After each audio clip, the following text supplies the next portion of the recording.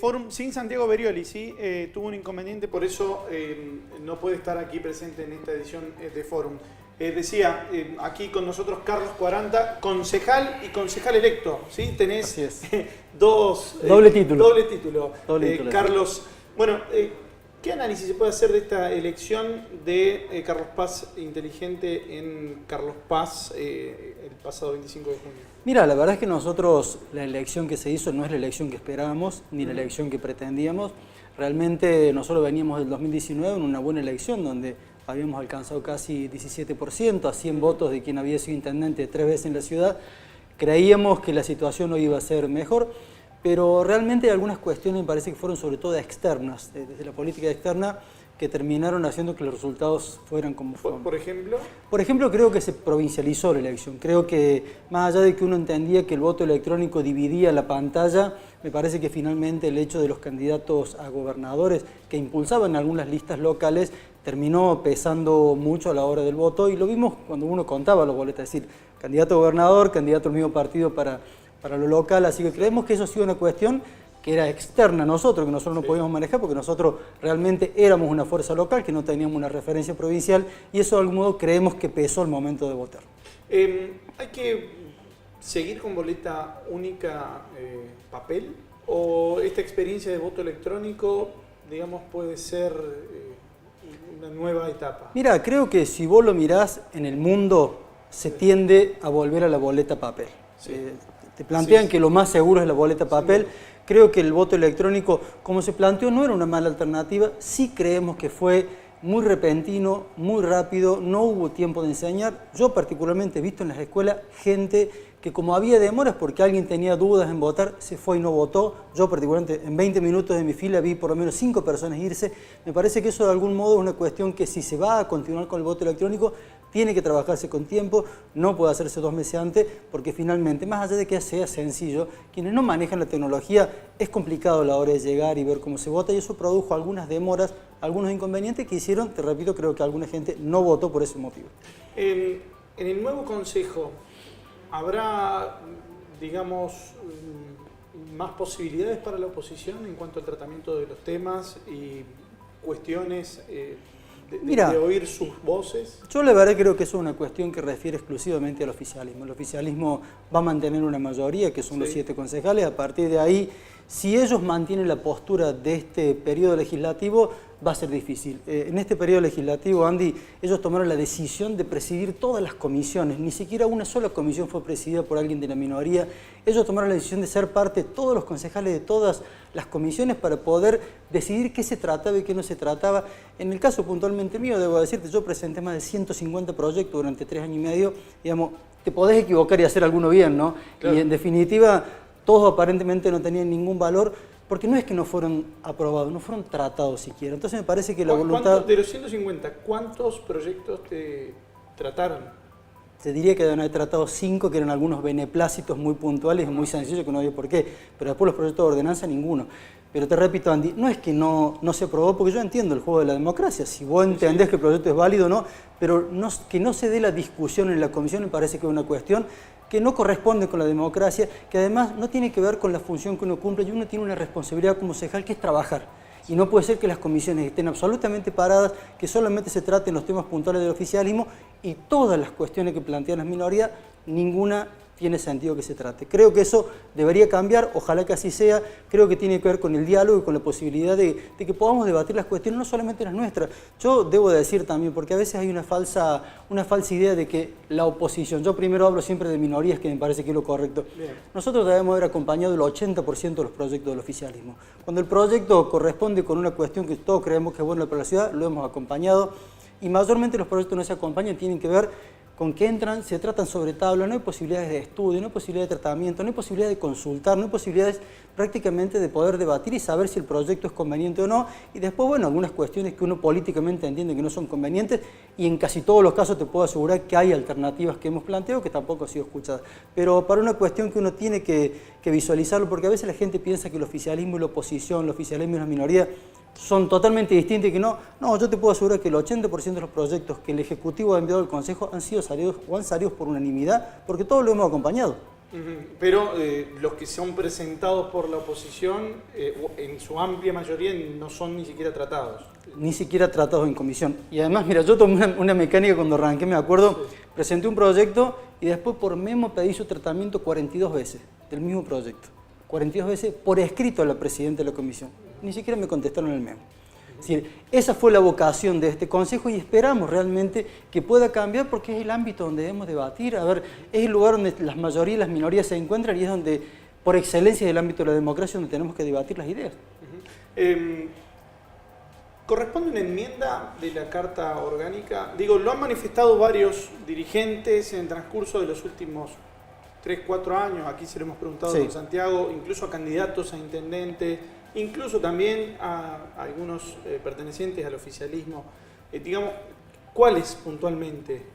Yo particularmente creo que sí es momento de una enmienda, creo que han pasado más de 10 años de que la Carta Orgánica ha sido sancionada.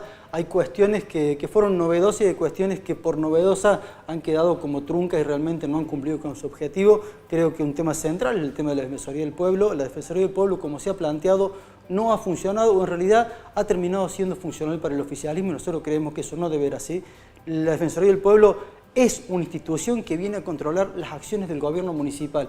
Y si el gobierno municipal termina siendo afín al defensor del pueblo, pierde el sentido. Creemos que ya debemos dejar de pensar en la figura como está. Tiene que ser como en cualquier lugar elegido por la primera minoría, por la oposición, y de ahí avanzar. Creo que hay que revisar esta cuestión de que el candidato a intendente no puede ser candidato a primer concejal. Yo creo que la gente mayoritariamente vota una figura política que encabeza una boleta y, digamos, y más allá de que yo pueda trabajar muchísimo, que yo tenga una relación con Mariana y con mi espacio muy fluida y que ellos sientan representado en mi trabajo, no es la misma representación que yo puedo tener en el Consejo el que puede tener Mariana como concejal. Creo que eso le daría mucho mayor volumen político al Consejo, creo que la referencia sería mucho más importante y creo que nutriría también al Consejo una discusión mucho más profunda y con mucho más volumen político, porque en realidad que se siente el candidato a intendente, que mayormente a quien vota la gente, me parece que marca una diferencia y de hecho hemos visto consejos anteriores donde los candidatos a intendente integraban el Consejo donde el volumen político era distinto. Y en eso creo que deberíamos revisarlo porque a las pruebas me remito. El Consejo actual no tiene un volumen político determinado. La verdad es que las discusiones son inocuas, son discusiones estériles, no se discuten cuestiones de fondo. Vos ves que no hay ideas políticas, sino que discutimos proyectos aislados y la verdad que me parece que no es la función que tiene que tener un Consejo de una ciudad como Carlos Paz, que ya estamos llegando a los 100.000 habitantes, y donde tenemos un componente de 12 concejales, no somos pocos concejales, y toda la semana hay sesión. Entonces, no parece que lo que produce el Consejo tenga que ver con la estructura que hoy funciona. A partir de diciembre, que cambia el gobierno provincial en Córdoba, el propio Yayora manifestó que arrancan de cero. Algunos dicen que es un nuevo peronismo, tal vez sea el peronismo cordobés. ¿Habrá nuevas relaciones con aquellos peronistas que estaban alejados del cordobesismo, del esqueretismo? Mira, en realidad, Andy, yo debo decirte que nosotros como peronistas nos sentimos parte del partido. A ver, claro, nosotros somos el peronismo de Punilla, Mariana es la presidenta del partido, yo soy apoderado del partido a nivel Punilla, entonces cuando escucho hablar que el peronismo de Punilla tiene nuevos dirigentes, en realidad son dirigentes que han venido a una interna inocua, que terminaron generando algunos problemas internos y que han hecho también que los resultados que hoy tuvo el oficialismo provincial en Punilla no sean los que hubieran correspondido si realmente quienes somos el peronismo, la estructura más importante del peronismo en Punilla, hubiéramos trabajado en ese sentido. Vos, si te fijás rápidamente, mirá el resultado de Carlos Paz. El gobernador, como candidato a gobernador, ya saca 12.600 votos y los candidatos a legisladores 10.300. Es decir, hay una marcada diferencia y un disconformismo con algunas cuestiones desde el peronismo que se han manifestado. Nosotros, obviamente, que hemos tenido y mantenido diferencias con algunas posturas que tomó el PJ provincial a partir de un acercamiento con Macri, que nosotros no estuvimos de acuerdo. Nosotros decidimos trabajar por un candidato a presidente que era peronista, que era Alberto Fernández, más allá de que el gobierno haya sido mejor o peor, pero no nos arrepentimos de esa situación. Ahora, creemos que Yayora seguramente no va a seguir el mismo camino, no creemos que tenga la misma idiosincrasia, esperemos que haya una apertura, así como hay una apertura hacia sectores políticos que no son del peronismo, creemos que va a haber una mayor apertura porque en realidad generacionalmente hay una renovación del peronismo. Y nosotros... Bueno, el propio Yayora manifiesta tener contacto directo con Massa, incluso contactos directos con otros dirigentes del PRO, por ejemplo, ¿no? Es que además es la nueva política, digamos, ya no podemos pensar la política como compartimentos en tanco y partidos encerrados en sí mismos. Es decir, hoy la gente requiere que la política mantenga estos diálogos con distintos espacios y que una vez que pasamos la elección, trabajemos todos juntos pensando en la gente. Por eso a mí a veces me parece muy mal lo que pasa en el Consejo en Carlos Paz, porque en realidad yo a partir de agosto soy concejal de la ciudad, más allá de que sea de Carlos Paz inteligente, pero soy concejal de la ciudad y estoy pensando en la ciudad. Entonces me parece que debemos pensar de esa manera y tratar de colaborar un poco en la gestión del oficialismo y también escuchar un poco a las minorías. Y eso creo que también debe repercutir a nivel provincial. Yo sí creo que va a haber un nuevo peronismo en la provincia de Córdoba. Creo además que no va a ser un peronismo encerrado en la provincia de Córdoba como hacía hasta ahora. Creo que seguramente como nueva conducción que va a tener Martín Yayora va a haber una ampliación y creo que además va a haber un espectro de mirar hacia el país. No solamente como ha venido hasta ahora que el peronismo de Córdoba estaba encerrado en Córdoba, nos iba muy bien en Córdoba, pero fijaste que después finalmente... Sí, parecía autosuficiente. No había ningún dirigente que se inserte nacionalmente. Sí. Es decir, vos te encerrás en Córdoba, digamos, alambras la provincia, pero en definitiva después te cuesta, y de hecho hoy lo vas a ver cuando sea candidato el actual gobernador, quien tiene una imagen muy buena en la provincia de Córdoba, pero cuando él quiera trasladarlo a nivel nacional, te vas a dar cuenta que no tiene incidencia. Y eso tiene que ver también con el modo en que se ha hecho política. Bien, para cerrar, si podemos repasar rápido las fechas, Carlos, de agosto en este nuevo proceso que tendremos en Carlos Paz. Nosotros ahora ya entramos en receso legislativo, claro, que es el mes de julio, salvo que haya alguna extraordinaria. Los primeros días de agosto se llaman ya a la sesión preparatoria, sí, y el segundo domingo de agosto se produce la asunción del intendente y de los concejales. ¿Todos juntos? Sí, primero es el acto donde asume el intendente y después el consejo. Ahí me gritan los productores que son las PASO, entonces, bueno, habría que chequear las fechas, pero... Bueno, habrá que ver si el Ejecutivo decide modificar la fecha. Seguro. Bien, gracias por venir, Carlos. No, gracias a vos. Éxito en la nueva etapa. Bueno, muchas gracias. Punto final de esta edición de Foro, un poquito pasadito de las 23.